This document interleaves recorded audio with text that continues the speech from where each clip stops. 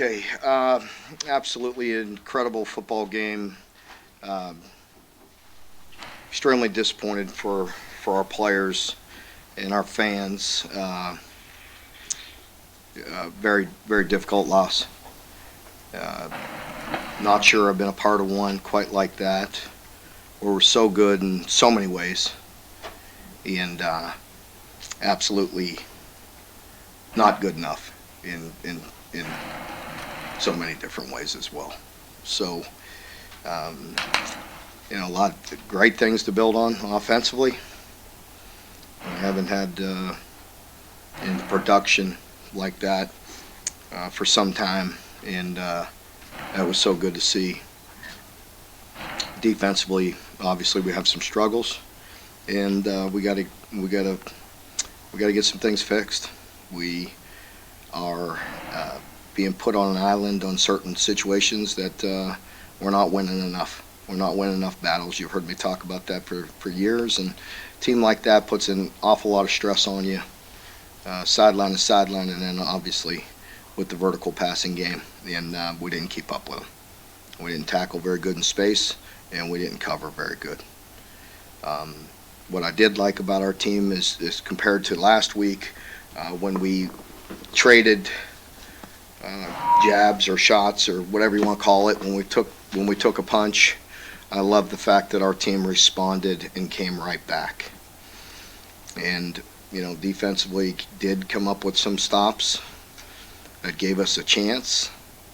And we came up a few yards short again. Probably I don't know, maybe 10 yards for a field goal there, and give them credit. They are playing at an extremely high level, in particular on the offensive side, and had some tough matchups for us, and we got to play better. Questions. Mark, what happened to the secondary wasn't giving up yards like this early in the season. I know you all have had injuries on defense, but what exactly is behind that group these last years? Yeah, I think it's a variety of things. I think with some of the defensive linemen going down, and with being thin and inexperienced. Again, no excuses. I mean, we will coach better, and they'll play better. And as I told the team, we've been a part of so many games where we've played so good on one side of the ball, maybe defensively, and just come up a little bit short on the other side.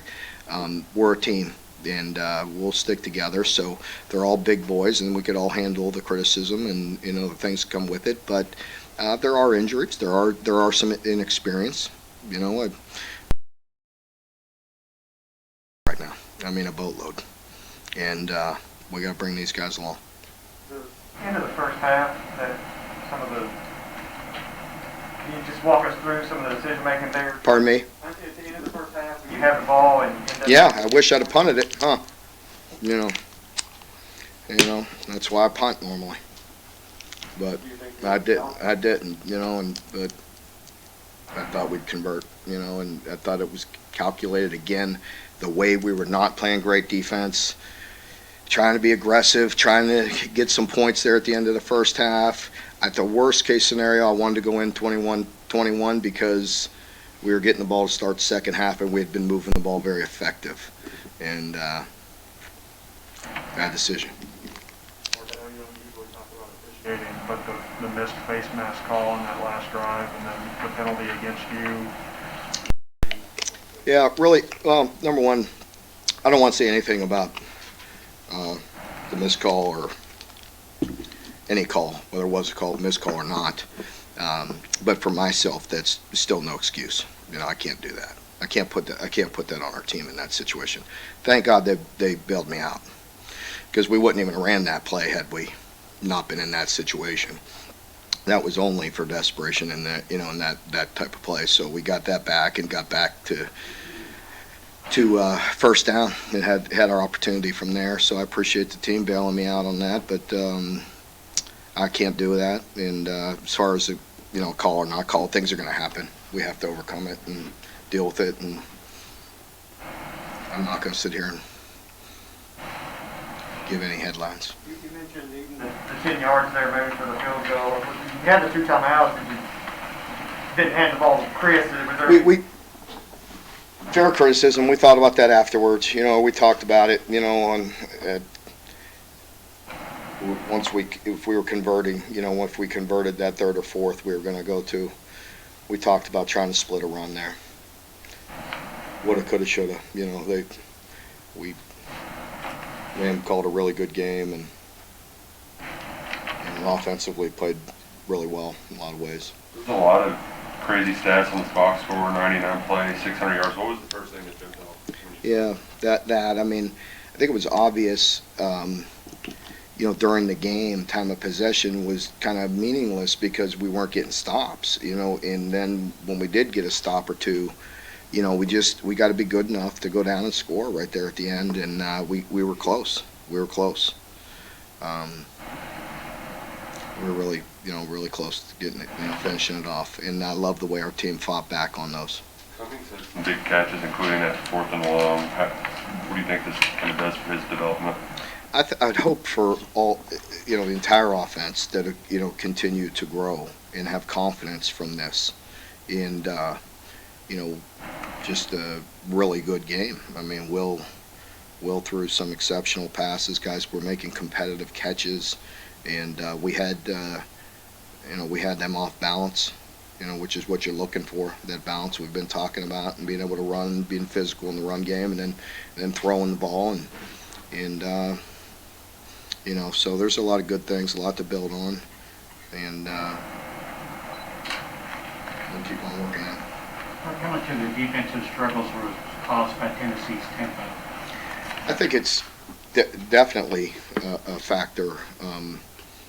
With that, the way they go so fast that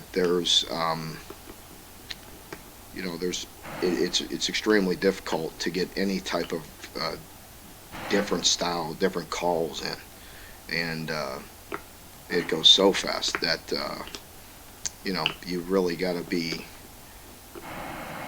You really got to be lined up, locked in, and getting the calls, and then executing them. But then you have to win. You have to win because they have good balance as well. They're gonna run it and run it effectively, but then put you in those one-on-one situations outside. And again, I knew they were going to hit some, but we have to win some more. We have to win our fair share of one-on-ones. I feel like in the run game, If they made it past just the first line, there wasn't anybody anybody. for 20 yards. Can you just describe that phenomenon? Why? Yeah, a lot of it is because of those splits that they have. If you see how wide they are, so I think that's a big piece of it. Is they stretch out, both ways, and there's a lot of room in there. It's like Will did it a time or two to them, today, and it's even, I guess, more exaggerated against that style. If that makes sense. You know what I mean? Once you're all cleared out and you cover the shots, got you covered, and then you split them, and there is some room in there. The quarterback, and when you have a quarterback run game or just him making plays with his legs, it's tough. You guys well, obviously this year, another great crowd here tonight. What is it about this game against Tennessee that seems to, kind of deliver these big moments and really get the fan base going? Well, it was, we were trying to really deliver for them and have a great win, from a great game. It really was a great game, and won't feel like that to me, especially defensively. But we came up short, and again, you have to give them credit, and we have to play better and do some things better. I know you like Will's competitiveness, but do you get concerned with him going to the air so many times, jumping, and kind of leaving himself vulnerable? Well, I think he has a pretty good feel for that, and is fairly calculated. I mean, it's a physical game. I appreciate the way he lays it on the line for his team, and he really did some impressive things today with his legs and his arm. What took him so long to get out of halftime? Looked like Bohm being here and doing it. Yeah, there's a little issue he was dealing with, injury, and so he was able to come on. Mark, you had mentioned all week how difficult it was to work against the simulated tempo. What ultimately was the difference when you actually got out there? Was it the one-on-one battles that you just couldn't win? Well, I think, as I mentioned, it's really impossible to simulate their offense. I mean, they do that all day, all the time, and do it at a high level. So when you have scout guys looking at cards trying to run that tempo, it's completely impossible to simulate that.